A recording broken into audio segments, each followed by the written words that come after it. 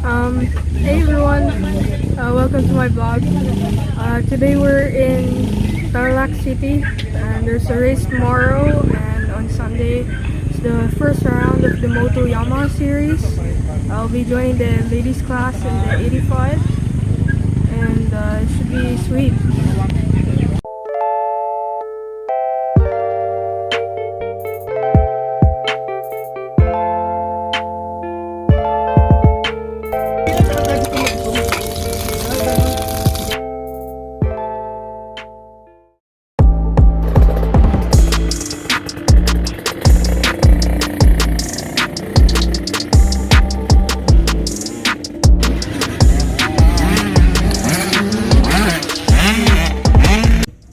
Well, the track is really dusty and sandy. It's a really hot day. So many like rocks and stuff. Very different from America. There's a lot of downhills, singles. It's really fun, and yeah, it's overall a good track.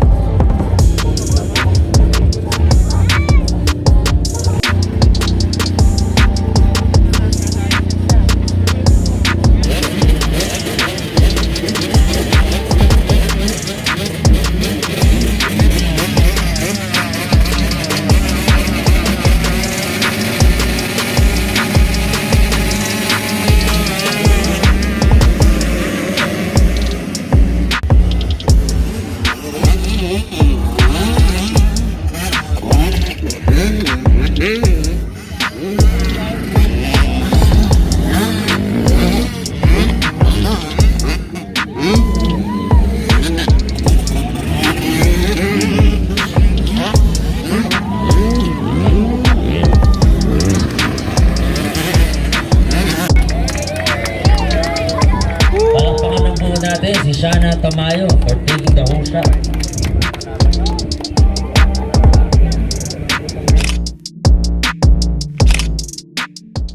Proceed to the starting gate now.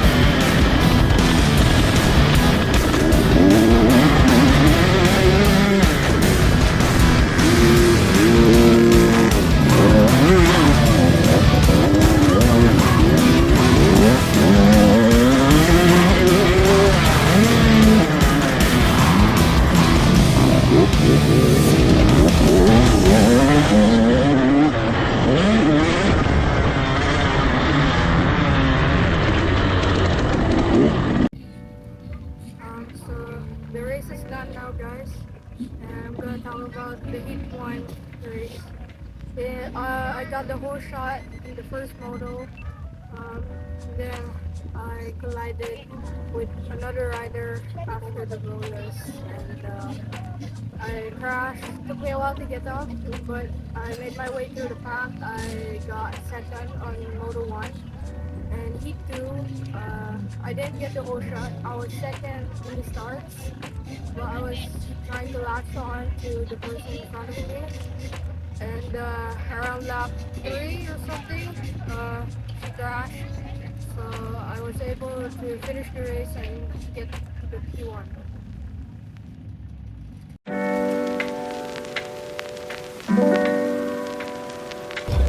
I'm gonna drop it. Jasmine Howe, 4th place.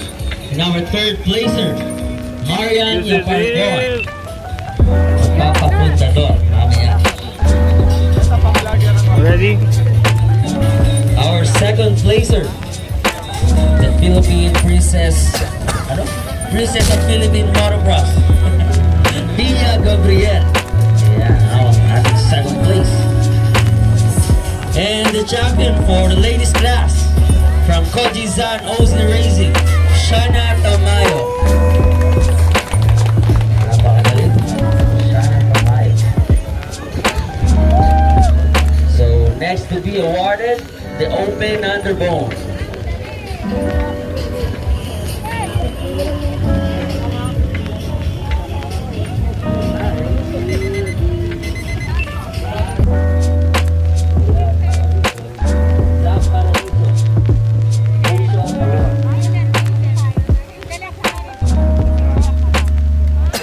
So after that, Beno Carlos.